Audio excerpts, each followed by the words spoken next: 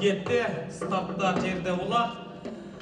Эки команда Норматтуу көкбөр күйөрмандары ошентип эгемендүүлүк күнүнө карата президенттин кубогу үчүн болгон турнирдин 3-күнүндөгү экинчи беттешти баштадык.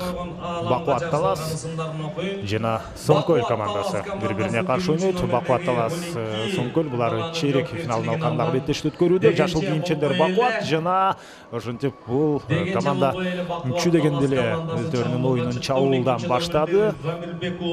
Дал ошол Бакубат Талас мына сол тараптагы Тайгазанды көздөй чабуулга чыгат. Ал эми Соңкөл командасы оң жакта Тайгазанга чабуул коет. Түз эле оюнчуларды тааныштырып алалы. Азыр алгачкы жекме-жеке орун алмакчы ага чейин. Бакубат Таластан биринчи катар санда Бекбото Дамир уулу минген аты чагылган. Ал эми экинчи номерде Азамат Жорутбек уулу минген аты Акбайпак, үчүнчү номерде Норус Раатбеков минген аргымагы Аватар. Ал эми Абсамат Догдурбек уулу төртүнчү номерде Болт менен, бешинчиде Эламан Руслан уулу минген аргымагы Вулкан, бешинчи ал эми алтынчыда Ариет Төлөнов Ракета менен, жетинчиде Райымбет Жамбай уулу Найза Күрөң менен, сегизинчиде Рыскелди Мергенбай уулу Акманат минген аты, тогузунчуда Таянычбек Талантбек уулу Санат менен. Азыр өтө жакшы мына тирешүү жекме-жекеде орун алып атат. Жана бул жерде Бакубат Таластын оюнчусу ошентип булакты жерден бир аз болсо да көтөргөнгө жетишти дагы. Азыр мына такымга басып атат. Ошондой эле Бакубат Таластан 10-чу номерде Турат Эмилбек уулу, ал Аманат Кашка менен 11-чи номерде Нурбек Ашымбек уулу минген аргымагы Вулкан жана Талантбек Замбырбек уулу Саянды менен жүрөт 12-чи катар санында. Азамат Жумаев бул Бакубат Таластын демек жетекчиси, Нурлан Мамбетов Бакубат Таластын машыктыруучусу. Соңкөл командасында болсо демек биринчи номерде Канат Мукашев, 5 кашка менен Рысбек Аманбеков болсо лидер менен, экинчиде, үчүнчүдө Кылыч Шергазиев Көктерек менен, төртүнчүдө Бактыөлөт Сүйүналиев Достук менен, бешинчиде Каныбек Догдурбек уулу минген аты Лазер, алтынчыда Адилет Алайбек уулу Байтор менен, Мирлан Мукашев 7-чи номерде Төш Жарык, Шаршенбек Эркинбек уулу Аккула менен 8-чи, Дастанбек Саякбай уулу Береке менен 9, Мунарбек Качкынбай уулу 10-чу номерде Алатоо менен, Бексултан Мирланов 11-чи номерде минген аргымагы лидер. Ал эми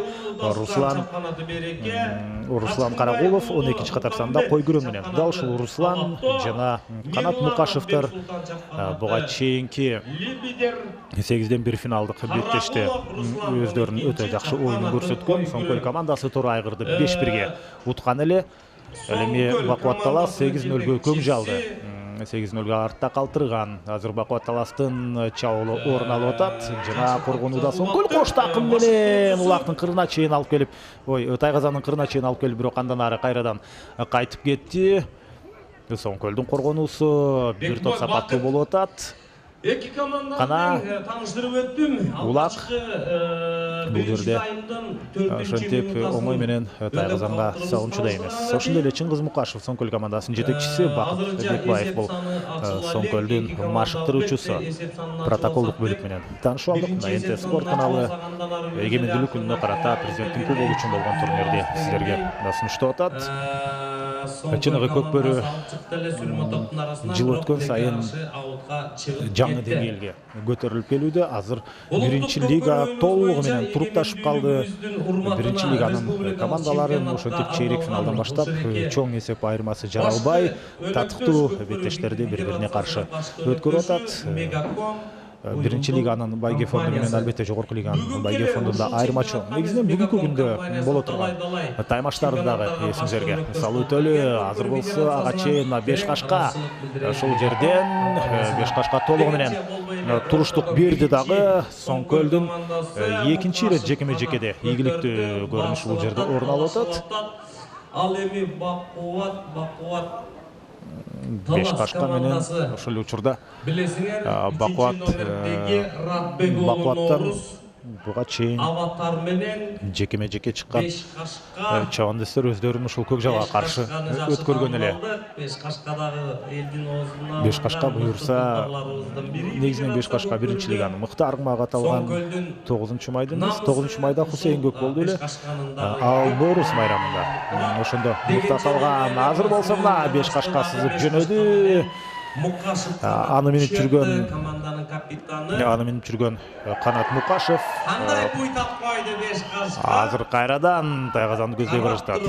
Мына ушундай оюндарда өзүн жакшы жагынан көрсөтсө, аттардын дагы кадимкидей баасы көтөрүлөт, статусу көтөрүлөт. Буй тап койгон жерлери бар. Сонун жекеме-жекеден ушул жерде сонун кыймыл аракеттер орун алды эле. Азыр мониторго коюп алалы убакытты 16-минутада токтогон.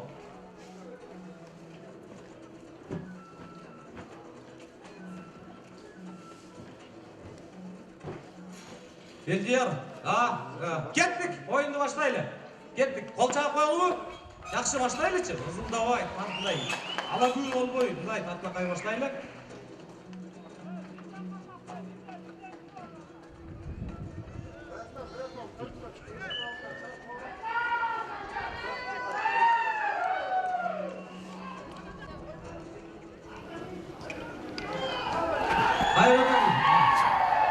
Ошентип бакытталас Соңкөл командасынын ортосундагы оюн андан ары уланып атат.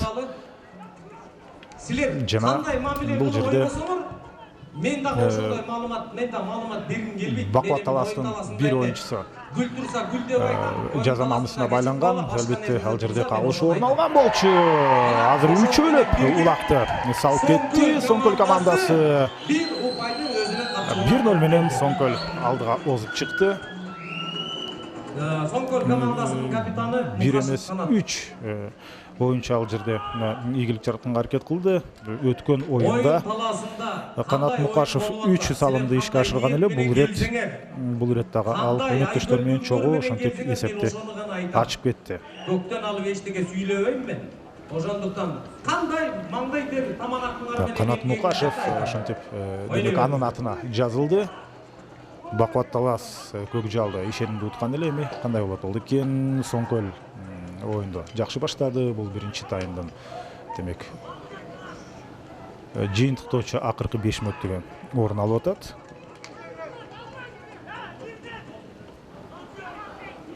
Соңкөл өткөн оюнда Тор Айгыр менен ойногондо дал ушул Канат Мукашев 3-чү, 4-чү, 5-чи салымды ишке ашырган эле.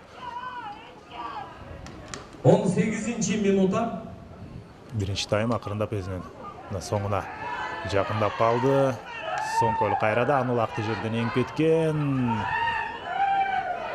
Буйргандар да кадимкидей жанданып баштады. Азыр болсо ошентип ыңгайлуу учурду күтүп атат. Улакты такымга басып алып Соңкөлдүн оюнчусу. Ал мезгилде сүрмө топ улак менен кошо аянттан сыртка чыгып кетти.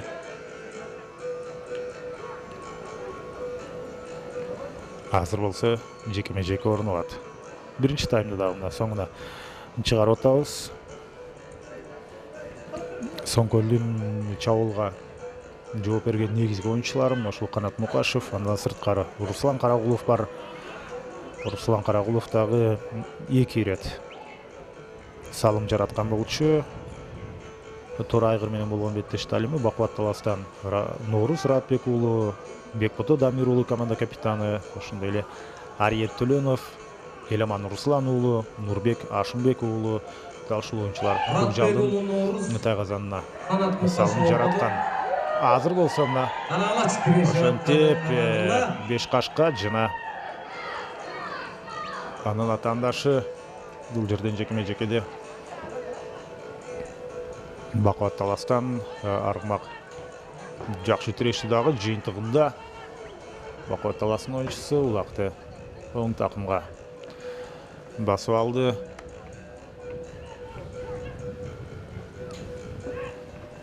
Азыр улакты тайгазанга алып барганга жетет болду экен, анткени акыркы көз ирмемдер өтүп атат.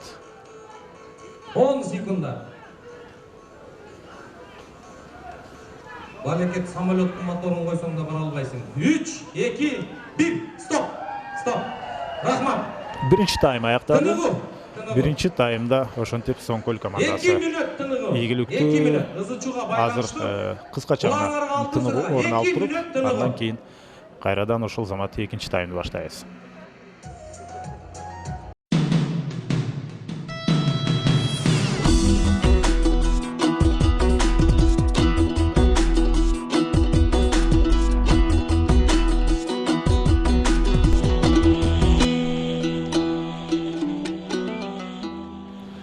Экинчи тайм башталды. Бакубат таласы менен Соңкөлдүн ортосунда биринчи жарым финалга чыккан ошентип Алкан Ата командасы болсо, азыр ошол Алкан Атанын атаандашын, жарым финалдагы атаандашын аныктоо үчүн чейрек финалдык таймаш орун алып атат. Азыр чүдөгөн деле улакты Абсамат Догдурбек уулу көтөрүп кетти эле, бирок аянттын сыртына чыгып кеткендиктен жекеме-жеке кайрадан 5 кашка жана ошондой эле Бакубат талас жок, бул жерде азыр Бакубат таластан 3-чү номердеги, демек бул Норус Раатбек уулу. Норус Раатбеков аватар менен чыккан экен. Рысбек Аманбеков менен ошентип Норус Раатбек уулу тирешип атат жекеме-жекеде. Норус такымга басуунун аракетинде көрүлүп келип такымга басты. Ага болмай эле. Улак болсо азыр Норус Раатбек уулунун такымында. Мына азыр болсо улакты өңөрүп алды. Ат эле келип токтоп берсе. Жок, ат токтоп бербей койду. Эгерде ушул жерде ат азыр келип тайгазан келип такалса, ошол замат биз Бакубат таласынын алгачкы салымын көрүп калмакпыз. Бирок дагы деле Бакубатта жүрөт улак. Бакубаттын чындыгында торчосу бир топ оор. Мындан кийин эгерде жеңишке ээ болсо, анда Алкан Атага каршы ойнойт. Буга чейин деле жогорку лигада ойногон, Көкжалга каршы беттешти 8-1 финалда. Ал эми сетканын ылдыйкы бөлүгүндө жайгашкан командалар булар. Кара Буура менен ошондо Кара Буура жогорку лигада. Андай болсо, демек Ак Суу менен ошондо Кыраан беттешет. Ал эми Суу Самыр Байтур менен Жаш күч командасы. Менин жеке пикиримде ошол ылдыйкы сетка бир аз жеңилирээк. Ал эми өйдөнкү сеткада ушундай күчтүү командалар бири-бирине жакын жайгашып калган эле. Кайрадан тирешүү. Йормандардын мына кызыгуусун жаратып атат азыр жекеме-жекедеги аттар. Буга чейинки сонун даярдыктарын ушул жерден көрсөтүп атышат. Эки команда тең Соңкөл командасы. Бул жерде Канат Мукашев чыккан экен 5 кашка менен, ал эми ага каршы кайрадан эле Норус Раатбек уулу.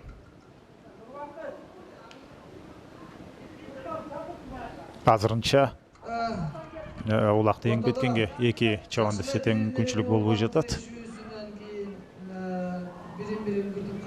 Мына кайрадан тирешүү, бирок Норус Раатбек уулу ийгиликтүү болуп кетти. Норус экинчи ирет жекеме-жекеден ийгиликтүү болуп атат. Буга чейинкисинде чабуул орун алып, бирок улак тайгазанга барбай калды эле, анткени аты токтобой калган. Кайрадан улакты алып чыгаар менен ошол замат өнөктөшүнө өткөрүп берди.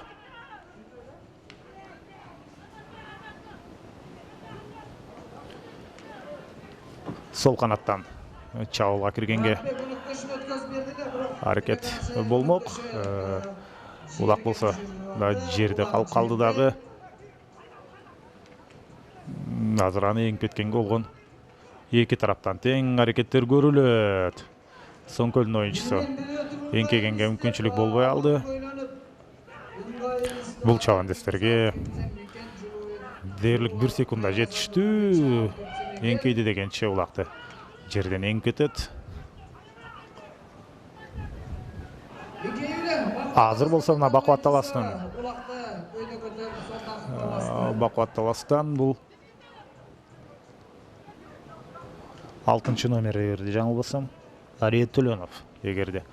Ал болсо мына бирок улакты ал дагы ошентип колунда кармап кала алган жок. Аянттан сыртка чыкпастан кайрадан кайрылып келди. 5 кашка дейт демек Канат Мукашев. 8-ден 1 финалда жана азыркы чейрек финалда анын жараткан ийгиликтери жыйынтыгында 4 салымдын ээси. Биринчи лигадагы негизги мыкты бомбардирлердин катарын толуктап турат. Мыкты чабуулчулардын катарын. Бирок бул ирет Канат Мукашев улакты тайгазанга чейин алып бара алган жок. Кайрадан ортолук бөлүктө оюнчулар бул ирет дагы Канат Мукашев, ошондой эле Норус Радбек уулу.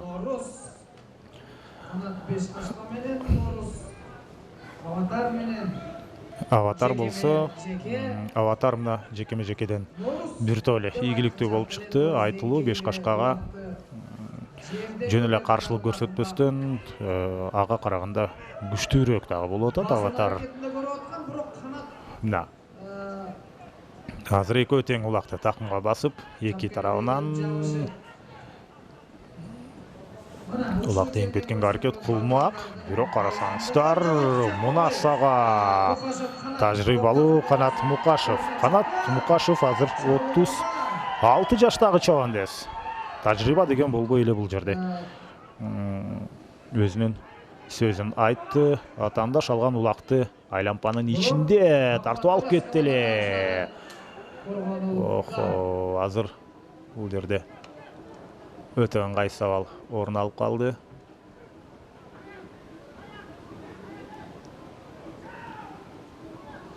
Канат Мукашев аттан жыгылып түштү. Бутун басып кетти окшойт. Неге чыкты десеңиздер, келип, чаап келип, заменечке ургандыгы үчүн эки жаза мамыга байланды. 9 номер Талантбек уулу Ямишбек.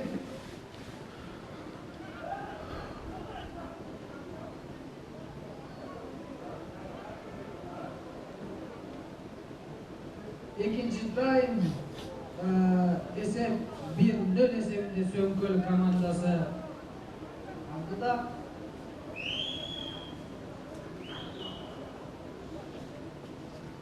Кымбаттуу оюнчулар, студия менен талашпайлы.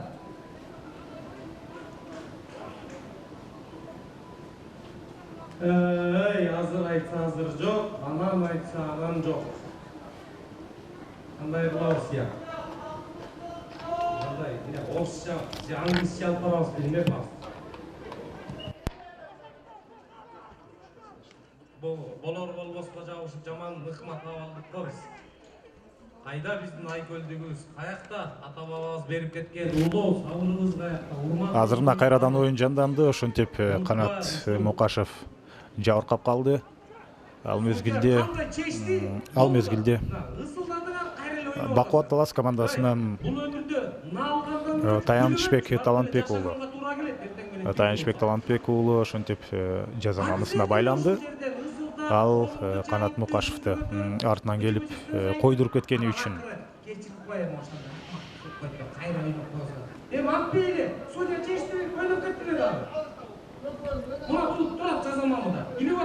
азыр болсо мына сүрмө топ улакты жерден көтөрүп кете алган жок. Алысын ышкыры жаңырды, жекеме-жеке. Канат Мукашев азыр толук өзүнө келе элек болуш керек. Андыктан азыр башка чабандештерди күтөбүз. Мына жекеме жеке башталды.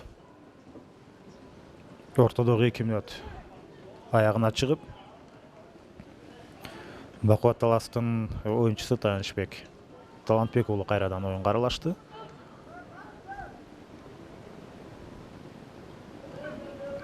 Бакубат Талас жекеме жекеден Соңкөлгө бул экинчи таймда такыр бербей жатат.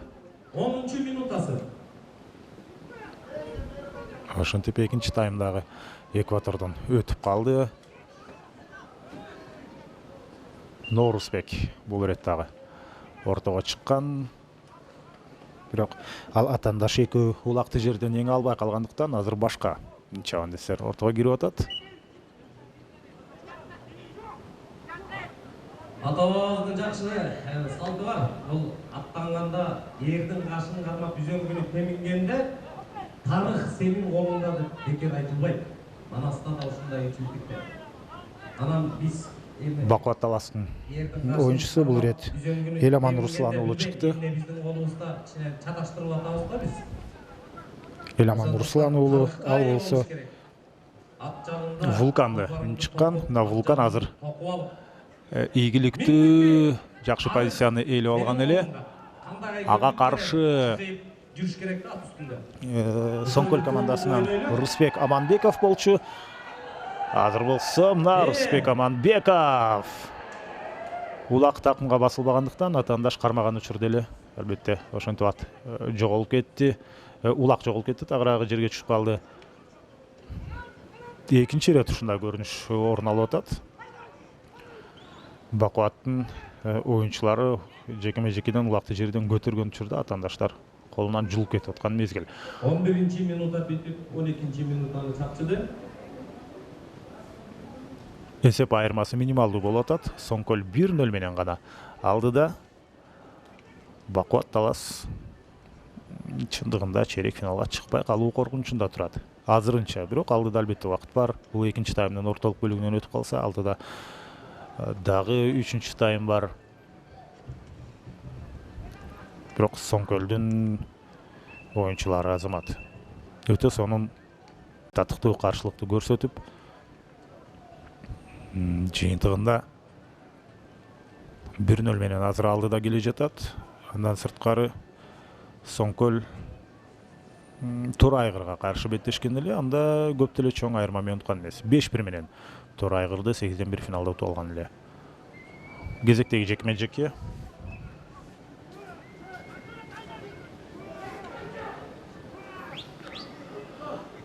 кайрадан эле Норузбек чыкты. Бакубат командасынан ал эми Соңкөлдөн болсо Мирлан Мукашев төш жарыкты минип 8-1 финалда өтө жакшы ал чабуулдарды ишке ашырган. Улакты салып кетпесе дагы, бирок анын 8-1 финалдагы оюну кадимкидей күйөрмандардын купулуна толгон эле. Жекеме-жекелерин жакшы айтып, жакшы баштап аттым эле. Настроение уйшпу. Норус Ратбек уулу мына улакты бул ирет дагы оң такымга басты. Буга чейин улакты алдырып аткан, андыктан бул ирет сагыраак болот. Мына эч кандай тобокелдикке мүмкүнчүлүк калтырбайт, толугу менен кепилдикти алды дагы. Мына эми тайгазанга жөнөдү. Өнөктөшүн өткөрүп бергенге жетишти. Өтө жакшы барат жатат улак тайгазанда. 13-минутта ошентип бул салымдын ээси Бекбото Дамир уулу, команда капитаны Бекбото өзүнүн сөзүн айтты. Эки команданын тең капитандары улак салып кетти. Чагылган менен барып шуулдап барды дагы ошол жерде ийгилик жаратты. Эсеп 1-1. Эми баары кайрадан башынан башталат.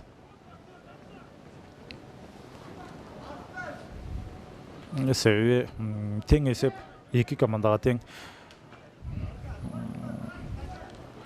жетиштүү эмес. Сөзсүз түрдө бул командалардын бирөөсү утушу керек. Же Бакубат Талас, же Соңкөл. эгерде негизги убакытта тең чыгуу орун алып калса, анда кошумча убакыт берилип, же болбосо азыр эми байкап көрөбүз, мүмкүн түз эле Буллитке буйрук берип коет, себеби булардын оюнда бир топ көпкө созулуп кетти. Аракетин, ар бир баланын дараметин ушу элге тааныштыралы, ушул ар бир баланын ысымын ушул жерде сонун кылып айтып турсак, мына ГТРК спорт каналы сонун кылып ысымыңыздарды жазып атат, маалымат берип атабыз. Ушул көкбөрүнү көтөрөлү. Кыргызыбыздын ата бабабыз берип кеткен улуу мурасын жер сууга таштабай, асмандатып, ааламдатып учуралы деген иш алкагында жакшы сабыр урматты туу тутуп акыл насаат менен мына момундай Соңкөл командасы жерден жакшы эле көтөрүп алды, бирок азыр аутка чыгып кетиши мүмкүн.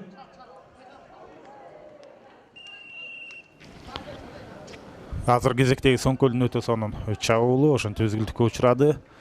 Тайгазанга жакындап барганга Бакубат-Талас мүмкүнчүлүк берген жок. Азырын чабуулар өздөрүнүн Тайгазандын көздөй келди эле. Позициясын жакшыртып кеткенге шарт түзүлбөй калды. Экинчи тайм өтө бат өтүп атат. 1 жаш бар, 10 жаш деген ойноктогон. Таймени бар чалында ойноктоткон. Келген соң андан ары 15 жаш бар. Аттиңай жаштык чагы эч нерсени ойлонбогон. 20да өз боюңду түзөйсүң го. Ер азамат болуп жетти. Бул ирет жекеме-жекеде аргымактар тирешкен жок. Жай гана туруп, бул жерден ошол эле 25-те канадан сорултурган кылыч экен. 30да үйтүгү болосуң. Бул ирет балдарыңды, кыздарыңды жараткандан алдый кагып аласың. Бакубат-Таластын ойунчусу. 40 деген бар экен. Мына улакты эң алды дагы, эгерде жаңылбасам бул Райымберди жаңмай уулу болуш керек. Же Абсамат Догдурбек уулу болушу мүмкүн. 70, 80, 90 жашка Алла берсе. Аттын башын буруп, Бекбото Дамир уулу. Бекбото Дамир уулу экинчи улакты салып кетти. Бекбото ошентип бул жерде Бекбото мына дубль жасады. Дамир уулу 95-жылкы чагылган. Бекбото Дамир уулу болгону 24 жашта. Ошондо 24 жашар Бекбото Канат Мукашевдин бир салымына 2 салым менен жооп берди. Азыр фальстарт болуп калды. Калсын уруксаты менен кайрадан чабандестер оюнга аралашат. Эмнегедир аргымактар бир топ бери линиядан бери жылып алышты. Артыраак өтүш керек. Мына калсын турган жерин карасаңыздар, ошонтушунан башталды оюн. Жанданды тагыраак оюн кайрадан. Ар бир оюнчуну бирден атаандаш карап алган. Азыр болсо улакты караңыздар, чаптардын арасынан башын көтөрүп улакты жерден эңип кетти. Эсепти теңегенге аракет кылат Соңкөл оюнчулары. Артына атаандашын баарын чогултуп алып, өнөктөштөрүн баарын чогултуп алып ушинтип улакты сүйрөп бара жатты эле. Ал мезгилде улак аянттын сыртына чыккан экен. Соңкөлдүн бир оюнчусу аттан кулады, ат мүдүрүлүп жыгылгандан кийин. Азыр болсо кайрадан жекеме-жеке. Алып баруучу туура айтып атат. Чындыгында аянт оор, аянт бир топ эле оор. Акулат майданына салыштырабыз биз албетте. Ал жакка караганда бул жакта кум терең. Бир катмарын демек алган экен. Андан кийин дагы деле кум ушундай калыңдык кылып атат. Күч менен чуркай турган оюн талаасы. Аттардын көп энергиясын алат. Бул 19-чу минутта аянт. Андан сырткары ушундай аттар мүдүрүлүп кеткен учурлар бат-бат тез-тезден кездешип туруп атат. Мүмкүн тапталып кайсыл да бир нече жылдан кийин бул өзүнүн калыбына келип калат. Же болбосо мүмкүн дагы бир катмарын, жука катмарын алганга аракет кылышабы. Кандай болгон күндө дагы эң башкысы ушул аттарга ыңгайлуу шарт акырындап түзүлүшү керек. Кезектеги жекеме-жеке экинчи таймда дагы эсеп саны өзгөрөт болду экен. Акыркы минута. Орус тили менен кыргыз тили үзөңгүлөш эми стил. Болом десем кыргыздын көк Азыр болсо мына бул жерде ошентип улакты эңкет алган жок, эки команда тең жыйынтыгында азыр башка чабандестер оюнга аралашты. Башка өнөктөшүбүзгө ырасчылык болушу айтып койду. Мына аргамактардын тиреши. Бакубаттын оюнчусу улакты. Оң такымга басканга аракет кылды эле, азыр ушул жерден такымга ишенимди бастырбай тартып кетип атат. 5, Бирок 4, 3, улак кайрадан эле бакубатта калды эле. Экинчи таймды бүтүрдүк. 2-1 менен бакубат талаасы алды да. Эми бул беттештин тагдыры 3-20 мүнөттүктө чечиле турган болду. Жагымдуу чыгармаларды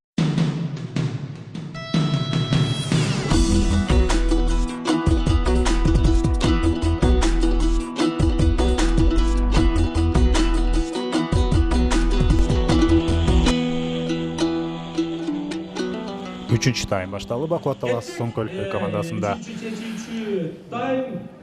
Соңкөл 1-0 менен алга чалды болчу. Андан кийин Бекбото Дамир уулунун эмгеги менен Бакубат талаас эсепти 2-1 айлантып салды. Жана Бакубат талаас азыр 3-чү тайм башталган учурда алдыда турат. Алдыда келе жатат. Мына ушул эки команданын оюну өтө бири-бирине жакын болду. Кайрадан эле Бекбото ушунчалык мына өзүнүн жакшы оюнун көрсөтүүдө. Дагы бир өтө кооз салымдардын бири. 3-чү таймдын алгачкы көзөмөлдөрүндө Турат Эмилбек уулу дейт. Чындыгында анын кийген шымына карап Бекбот экен деп атам эле. Демек Турат Эмилбек уулу ийгилик жараткан экен. Жакшы ыкма менен салдың. Мындай ылдамдыкта салыш чоң чеберчиликти талап кыла турган. Эсеп ошентип 3-1 болду. Ат негизинен жакшы барды. Эң акыркы учурда гана тайгазанды жандап өтө берди. Мына ошондуктан ал жерде кандайдыр бир өзгөчөлүк кандайдыр бир толук ыңгай сабал жаралган жок. Ошонсо дагы өтө салым кооз болуп чыккан. 3-1 менен Бакубат талаас эми алдыда. Азыр болсо улакты жерден эңип кетүүгө болгон аракеттер көрүлүп атат. Соңкөлдүн оюнчусу улакты кармап кайрадан кое берди. Дагы ошол эле Соңкөлдүн оюнчусунда 33 килограммдык улакты оң такымга басты дагы. Экөө бирдей капталдар омурроого жатып алып баратат. Атаандаштардын курчоосунда калды. Ошондуктан азыр улакты сактап калуу мүмкүн эмес эле. Аянттын ичинде сактап калуу мүмкүн эмес эле. Кезектеги жекеме-жеке.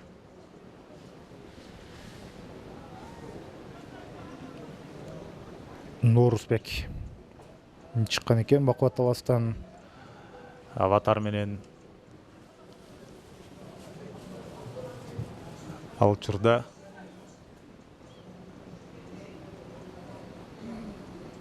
Соңкөл командасынан 2 ат турат. Кимисе чыгат жекеме-жекеге.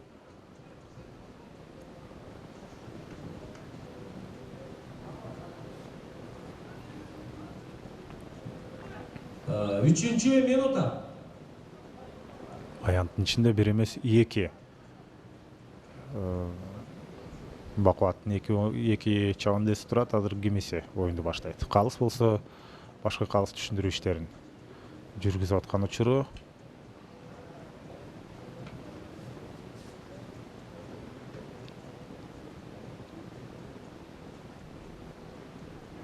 Чучугулак таштады бу. Мындан кийинки Сарыөзөн Рассвет командасында оюн талаасында калыс. Ким менен ким чыгарын ошентип чучугулактын негизинде аныктап алышты. Шайлоо, капталдагы калыстар Ажыгулов Токторбек.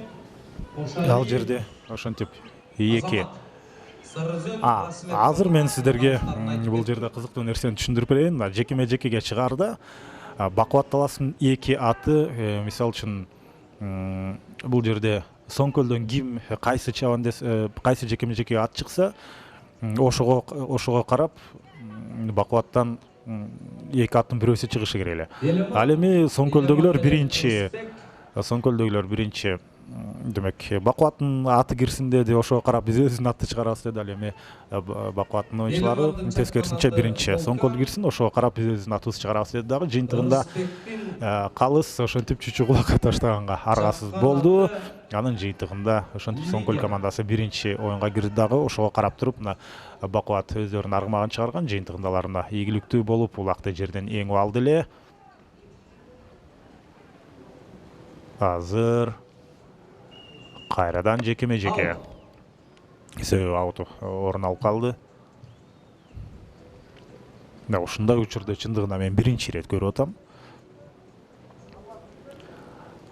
Бакубаттын 2 аты ошол айлампанын ичине кирип туруп алды дагы, жакын туруп алып. Башында кайсыл аргымак чыгары белгисиз болуп турган. Бул дагы өзгөчө тактикалык жүрүштөрдүн бири. Норусбек чыгыптыр, демек бул ирет Бакубаттан ал эми Соңкөл командасынан Рысбек Аманбеков. Рысбек болсо мына азыр улакка жете алган жок. Норус Ратбек уулу мына оң такымга басып алды. Жекеме-жеке көпөрүүчүсү Норус Ратбек уулу. 3 номердеги Норус Рысбектики лидер. Норусдук Аватар. Норус ошентип улакты алып алгандан кийин Тайгазанды көздөй ошол замат барган жок. Анын жанында бир нече өнөктөштөр бар. Аларга өткөрүп бергенге мүмкүнчүлүк болду го дейм негизинен. Азырынча сүрмө топтун арасынан так даана кимде улак жүргөнүн айтуу кыйын. 2 тарап ошентип ылдамдык менен улакты тартышып бара жатыптыр. Бирок ошентсе дагы Бакубаттын оюнчусунун улак такымында чыныгы улак тартыш. Аттын башын буруп келип, аянттан сыртка чыгып кетти. Күү менен барып, аттын башын буруп кете алышкан жок. Азыр болсо ортолук бөлүктө эмес. Ушул Соңкөлдүн Тайгазанына жакын айлампадан 1-1 орун алат. Республикалык чемпионатыбыз Аватар, Бакубат таластан Аватар өтө жакшы оюнду жүргүзүп аткан. Нарын карным бөл өмүрүм. Бул ирет дагы Норус Аватар менен чакырып келген атуулдарчы. Ал учурда Канат Мукашев чыкты. Канат Мукашев. Негизи мындай чемпионаттарда Ал минген ат 5 кашка. Демөөрчүлөр көп келчеле. 5 кашканы бүгүн Аватар Командага мынча көп эпизоддо алып койду.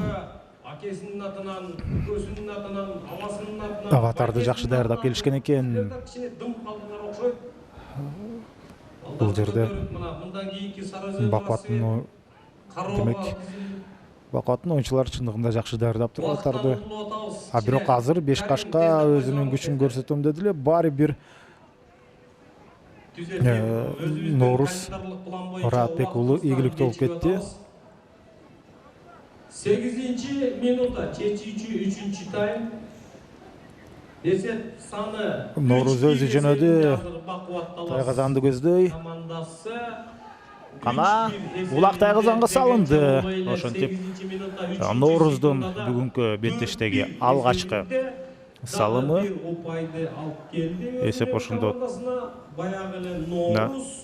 4-1 айланды. Аватар, чактанаты Аватар. 4-1 буга чейин Соңкөлдөн Канат Мукашев биринчи болуп улакты салган. Андан кийин Бекбото Дамир уулу биринчи, экинчини жана ошондой эле Турат Эмилбек уулу деп айтышты. Ал үчүнчү улакты. Бирок ошондо сырткы көрүнүшү Бекботого бир топ окшош эле. Байкап көрүш керек. Бакубат командасында кызыл шымчан экөө жүрөбү же бирөө жүрөбү? Азыр болсо мына улак кайрадан ортого ташталды дагы. Эми жерден сүрмө топтун кими сеңип кетет. Ага аракет кылат, бирок ошол учурда 9-минутта ошол мезгилде Соңкөлдүн оюнчусу улакты аянттан сыртка чыгарып алды. Дагы 10 мүнөттөн бир аз көбүрөөк убакыт бар. Ал мезгилде Бакубат талаасы 3 упай менен астыда болсо, ошондо эми Алкан Ата менен Бакубат командалары жарым финалда бири-бирине каршы ойноп калчудай. Бул турнирде биринчи лигада чемпион болуу өтө маанилүү, анткени жогорку лигага жолдомо ойнотулат.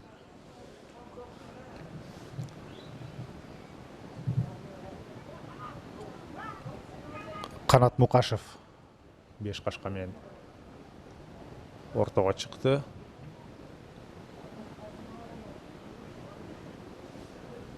Ал эми кайрадан эле ага каршы Ноорус Раатбек уулу Ноорус улакты жерден алып алды. Мына Аватар жакшы ойноп, Аватар менен Ноорус бири-бирин өтө жакшы түшүнөткөн. 5 кашкага оңой менен оюн бербей койду. 5 кашкадан көп нерсени күткөндөр көп болчу германдар арасында албетте. Бирок Бакубат бул жагынан Соңкөлгө биринен сала ал жабылжа, биринен сала такымга жеткизе албай. Азыр болсо мына Эми экөөнү көрөлчү бирден. азыр экөө тең улакты аянттын ичинде тартышып атты эле, бирок аянттан сыртка чыгып кетти. Ошол айлампанын ичинде бир кимиси карылуу экенин аныктап алса жакшы болмок. Эми азыр сүрмө топ, бул жерде ошентип улак Соңкөлдүн командасында калды. Соңкөл чабуулга чыгып эсеп санын кыскартканга аракет кылат. Ат үстүндө кадимкидей атаандаштан жулуп кетти улакты. Азырынча такымда сол такымга басып жүрөт. Бул жерден кызыл шымчан 2 чабандес бар. Бакубат оюнчусунда улакты болсо Мунарбек Кашкынбай уулу демек алып жүргөн эле буга чейин Соңкөлдүн оюнчусу. Бир нече убакытка чейин улак ошентип ат үстүндө тартышта калып атат. Дегенче болбой эле. Аянттын сыртында деп эсептелди. Дагы 8 мүнөт бар экен беттешин бүтөрүнө. Мындан кийинки сарыжылы рассвет каралган. Убакыт боюнча бир топ кечигип баратабыз, анткени биринчи таймдын 16-мүнөтүн өткөн учурда бир топ пикир келишпестиктер орун алды эле. Ал өтө көп убакытка созулуп, эки команда дээрлик дисквалификация алып калат деген жерден кайрадан оюнду жандандырышты. Эки команданын капитаны элге сөз берип, ызычуу кылбай таза ойнойбуз дегенден кийин. Албетте тартип өтө керек. Көп бөрүдө уюштуруучуларды толугу менен түшүнсө болот. Алар максималдуу түрдө тартипти сактаганга аракет кылып атат. Бирок эми оюн деген оюн, мына ушундай кызуу кандуулук кээде тартипке баш ийбей калган учурлар болду. Азыр болсо Бакубат чабуулда сол такымга Бакубаттын оюнчусу сол такымга басып жүрөт. Негизинен 3-1 эсеби эле Бакубат командасын, 4-1 эсеби Бакубат командасын албетте жарым финалга алып чыгат. Азыр мына экөөлөп туруп улакты салып кетти. Жалгыз эмес, мына өнөктөшү менен чогуу Бакубаттын оюнчусу улакты тайгазанга салды. Бул салымдын автору Абсамат Догдурбек уулу. Токтурбек уулу 4-номерде минген аргмагы Болт. Ошондо бул 5-чи салым болуп кетти.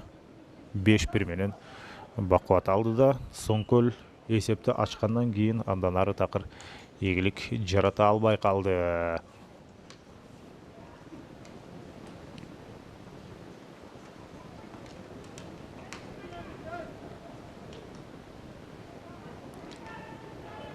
Ылдамдык менен келип улакты эңип кетем дейт Соңкөлдүн оюнчусу.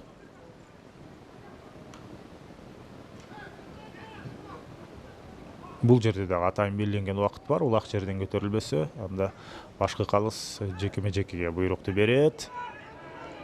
Бир нече ирет улакты көтөрүүгө мүмкүнчүлүк болду эле. Болгону кармаганда жана ыңгайлуу жагынан кармай албай калса, мына ошондой жүнүнөн кармап алганда түшүп калат. Азыр түз эле улакты өңөрүп алды. Эрдин кашына коюп келип туруп, эң кооз улактардын бирин, салымдардын бирин азыр ишке ашырып кетти. Бул болсо Бакубаттын оюнчусу Азамат Жорутбек уулу. Акбайпак менен Замирбек уулу. Замирбек уулу дейт. Демек, Талантбек экен. 12-чи номердеги Талантбек Замирбек уулу. Ошондо буга чейин 5-1 болсо, азыр эсеп 6-1ге айланды. Эсеп саны 6-1, 15-чи минутта калды кайрылгыс. Бакубат Талас ошентип ишенимдүү жарым финалды көздөй бара жатат. Эми ал жакта ошентип Талас дербиси орун ала турган болуп калды. Алкан ата менен Бакубат күч сынашат алгачкы жарым финалдык беттеште. Ал эртең 29 августта орун алмакчы. Азыр болсо Соңкөлдүн оюнчулары улакка чап кенедей жабышты жана азырынча бул жерде Турат Эмилбек уулу улакты берчүдөй эмес. Бул беттештин жеңүүчүсү ошентип такталып калды. Болгону башка суроо бар. Дагы канча ирет биз бул калган 4 мүнөттө улакты тайгазандан көрөбүз. Көңүл жубатуу үчүн дагы бир жолу Соңкөл оюнчулары улакты салып койсо жакшы болмок.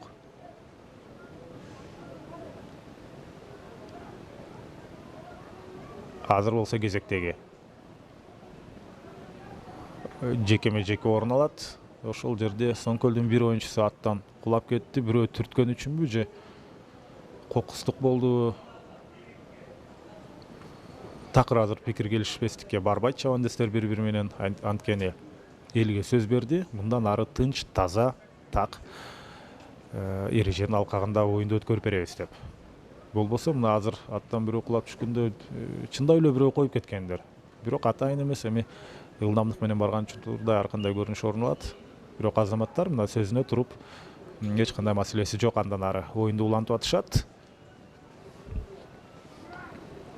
Кайрадан биз жекеме-жекедеги аргымактардын тирешине күбө болуп баштадык. Бул жерде Ноорузбек жана ошондой эле Ноорузбек бул Бакубаттан болсо, Мирлан Мукашев Соңкөл командасынан чыккан. Аргымактар жакшы туруштук берди, бирок Аватар жыйынтыгында өзүнүн ордун тапты мына кайрадан. Баягыле Рысбек, Соңкөлдөн Рысбек Аманбеков, Норус Ратбек уулу 18-чи минутта. Буларга белгиленген убакыт соңуна чыгып калды дагы. Азыр башка чабандестер чыкты, башка аргымактар менен Бакубаттын оюнчулары, алардын аргымактары атандаштарын улакка жакындатпай атат. Атандаш артка туруп алганда улакты эңүү өтө кыйын, анткени билүү мүмкүн эмес. Ал сени келип түрткөнгө аракет кылып атабы, коюп кеткенге же жөн эле турабы. Ошол билинбей калгандыктан эсеп жото алуу кыйынчылык жаратат. Бир нече ирет убакыттан кийинки болгон аракеттер көрүлдү.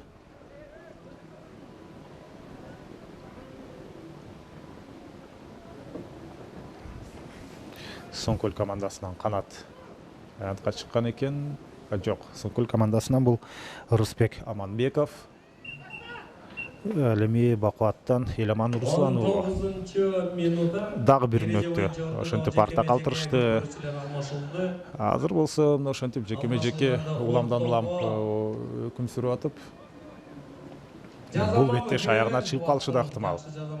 Ноорус мына оюнга аралашты. Ортодо Аватар менен Аватардын караңыздар чүтүрөшүн. Охо!